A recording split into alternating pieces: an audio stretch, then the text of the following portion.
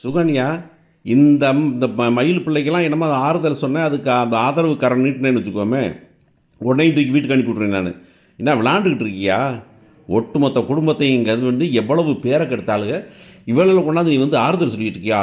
அப்படின்னு சொல்லிட்டு, சக்திவேலு சுகன்யாவ மிரட்டப் போறது தான் இனிமே நடக்கப் போகுது அப்படின்னு நம்புறோம். ஸோ இன்றைக்கி என்ன நடந்தது அப்படின்னாக்கா, கடைசியா வந்துட்டு மீனா சொல்கிறத கேட்டு, ராஜி சொல்கிறத கேட்டு வேறு வழியே இல்லாமல் நம்ம மயில் வந்துக்கிட்டு, இல்லை இல்லை நான் வேணேலாம் பொய் சொல்லலை, என் வாழ்க்கையை காப்பாற்றிக்கிறதுக்காக, நான் மாமாவோட வாழ்கிறதுக்காகத்தான் இந்த பொய்யெல்லாம் சொன்னேன் நான். அவங்களும் பாவம் என்ன பண்ணுவாங்க, அவங்களுக்கும் எனக்கு நிறைய நகை போட்டு கல்யாணம் முடிக்க வைக்கணும் தான் ஆசை. ஆனாக்கா அவங்களாம் முடியலை, வசதி இல்லை, எனக்கும் வயசாகி போயிடுச்சு. அதனால தான் 80 பவுன் நகையில் 8 பவுன் வந்து போக 72 பவுனை கவரிங்க வாங்கி வச்சாங்க அப்படின்னு இந்த பொண்ணு சொன்ன உடனே இந்த அம்மா பட்ட பாடு தான் பெரும்பாடு.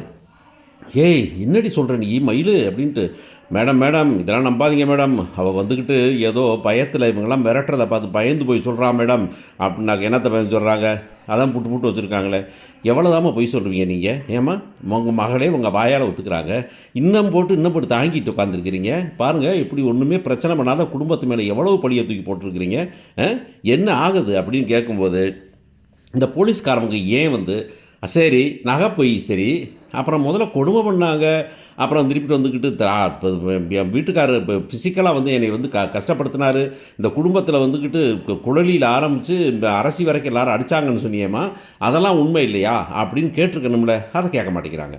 இதில் போலீஸ்காரங்க பார்த்தீங்கன்னாக்கா, மீனாவும் ராஜியும் இந்த பொண்ணுகிட்ட ஆர்கியூ பண்ணும்போது, என்ன போலீஸ் ஸ்டேஷனே நினச்சிங்க கம்போங்க அப்படிங்கிறாங்க. ஆனால் அதே வந்துக்கிட்டு மயில்கிட்ட வந்து இந்த அம்மா முத்தி முத்தி அந்த மயிலை பேச விடாமல் பண்ணும்போதெல்லாம் வந்துக்கிட்டு அவங்க வந்து ஒன்றும் சொல்ல மாட்டேங்கிறாங்க. கடைசியாக வேறு வழி இல்லாமல் சரி அனுப்பிவிட்டு, இங்கே பாருங்கள் இந்த நகையை பிடிங்க, அது உனக்கு தானம்மா எடுத்துக்கம்மா, 80 பவுனா எடுத்துக்க, இனி தூக்கிட்டு ஓடி போயிரு. நீங்கள் 2 பேரும் டீட்டெயிலாக எழுதி கொடுத்து, அந்த இடத்துல கொஞ்சம் புத்திசாலித்தனமாக இருந்தது, டீட்டெயிலாக எழுதி வாங்கி கையில் போய்ட்டு உங்களை அனுப்பிவிடுங்க, இனிமேல் நீங்கள் போலீஸ் ஸ்டேஷன் வர வேண்டாம், போய் கோர்ட்டில் உங்கள் பிரச்சனையை பார்த்துக்கங்க அப்படின்னு சொல்லிட்டாங்க. எப்படி கோர்ட்டில் பிரச்சனை, போலீஸ் கொடுத்த எஃப்ஐஆரில் தானடா வந்து இப்போ எஃப்ஐஆரே தப்பாக போகுமே, அப்போ எப்படி இப்போ நீங்கள் வரல போய் கோர்ட்டில் பார்த்துக்கங்கன்னு எப்படி போலீஸ்காரங்க சொல்ல முடியும்? போலீஸ்காரங்களும் கோர்ட்டில் போய் சொல்லணும் இந்த கேஸை.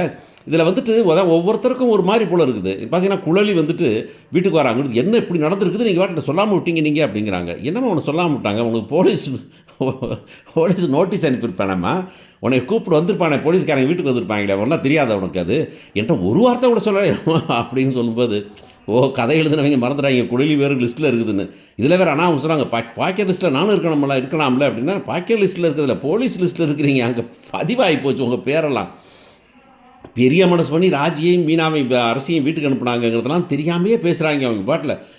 விடு என்னது என்னமோ நம்ம நினச்சதான், நம்ம சொல்கிறதான், நம்ம எழுதுறதான், அதை நீ பார்த்தாகணும், உன் தலைவிதி அதுன்னு நாகேஷ் சொன்ன அதே வசனம் திரும்ப திரும்ப வர்றதில்லை, ஞாபகம் தப்பே இல்லை அப்படின்னு தான் தோணுது. இவங்க மீனாவையும் இவங்களையும் போட்டு திட்டுறாங்க, ராஜியை நீங்கள் என்ன பண்ணிட்டீங்கன்னு கதிரை போட்டு திட்டுறாங்க. ஒரு ஏதோ நல்லதாக முடிஞ்சு போச்சு அப்படின்னு சொல்லி முடிச்சுக்கிறாங்க அப்படிங்கிறத பார்க்குறோம். அங்கே பார்த்தீங்கன்னாக்கா நீ வீட்டை விட்டு வெளியே போடின்றாங்க. நான் எவ்வளவு பட்டு கஷ்டப்பட்டு நான் வந்துட்டு 4 காலை முழுசுன்னு நினச்சிருந்தேன், நீ ஒரு காலை பிடிங்கிட்டு உட்காந்துருக்கிற நீ, எவ்வளவு இதுன்னே போய் நீ வாட்டில் போய் உண்மையை சொல்கிறேன் நீ, உன் வாழ்க்கை போச்சு ரெடி, இப்போ உனக்காக தர பண்ணேன் அப்படிங்கும்போது, ஏமா எல்லோரும் என்னை வாழ்க்கையே போயிருக்கிறான், வாழ்க்கை எப்போ நான் கொடுத்துட்டாங்களா, மாமனார் கையிலே கூப்பிட்டு போயிட்டாங்களா, நீ வேணாம், உன்னை வச்சு என்னால் சோறு போட முடியாது, கிளம்பு வெளியே அப்படின்னு தரன்னு இழுத்து கொண்டாந்து வெளியே விட்டுறாங்க. அவர் நான் பார்த்துக்கிறேங்கிறார், யார் அப்பா, ஏம்மா வீடு நான் பார்த்துக்கிறேன், என்னத்தை பார்ப்ப நீ, 10 பைசா பிரயோஜனம் இல்லை, நீ உன்னை மாதிரி ஆட்களால் தான் குடும்பம் வீணாக போனது அப்படிங்கிறப்ப என்ன பண்ணுவேன் அப்படின்னு கடைசியாக வந்து வெளியே விட்டுறாங்க. ஊரே கை கொட்டு சிரிக்குது. அப்புறம் உடனே வந்துக்கிட்டு இல்லை நான் பார்த்துக்கிறேன் அப்படின்னு சொல்லி வீட்டுக்குள்ளே கூப்பிட்டு போகிறாங்க. நம்ம இந்த தங்கச்சியும் நம்ம அப்பாவும் உள்ளார கூப்பிட்டு போயிடுறாங்க. அடுத்து என்ன நடக்கும் அப்படிங்கிறது தான். அப்படியே எல்லாம் படுத்துகிறாங்க, பேசிடுறாங்க, இருக்காங்க. இந்த பிள்ளை மெதுவாக காதத்தோடு வந்துட்டு வெளியே வருது. வெளியே வந்து போய் பார்க்குது, கடைக்கு போகுது. கடையை பக்கம் போனாக்க சரவணன் பார்த்துட்டு கட்டுப்பாகி முறைக்கிறான். அவர் பாண்டியன் வந்துக்கிட்டு அப்படியே தலை குடிஞ்சு உட்காந்துருக்கிறாரு. அப்படியே அந்த பொண்ணு நவருது, இன்றைக்கி போய் எனக்கு வீட்டுக்குள்ளே போக முடியாதுன்னு. அப்புறம் அவன் முறைக்கிறான், அப்பா கண்ணில் பற்றக்கூடாதுன்னு. அந்த பொண்ணு அப்படியே போகுது. போனாக்க அங்கே சுகன்யா இருக்காங்க. சுகன்யா பார்த்துட்டு இங்கே ரோட்டில் போகிற சுகன்யா பார்த்து, மயிறு என்ன மயிறு வாங்க என்ன நடந்து போச்சு, இப்படி ஆகிப்போச்சாமே, என்ன பிரச்சனை, என்னது என்ன இதெல்லாம் வந்து என்ன தப்பு, பொய் சொல்ல மாட்டாங்களா நான் கல்யாணத்துக்கு அப்படின்னா, இல்லை வீட்டில் எல்லோரும் இருக்கிறாங்க, எங்கள் அம்மா சொல்லி தான் சொன்னீங்க. அப்புறம் அம்மாக்கள் அப்படி தான் இருப்பாங்க, ஏதோ ஒரு கல்யாணம் முடிக்க தான் நினைப்பாங்க பிள்ளைகளுக்கு, அதில் என்ன தப்பு அப்படின்னாக்கா. உடனே இது என்ன பண்ணுறது, எனக்கு இப்படியாவது அவங்க வீட்டில் சேரணும், நான் எங்கள் மாமாவோட நான் சேர்ந்து வாழணும், எனக்கு ஒன்றும் கஷ்டமாக இல்லை, போய் பேச வேண்டியதானே, இல்லை அவர் பார்த்தாவே முறைக்கிறாரு அப்படின்னு. சரி நீ ஒன்றும் கவலைப்படாத, நான் பேசுகிறேன், சரவணன்ட்ட பேசுகிறேன் நான்.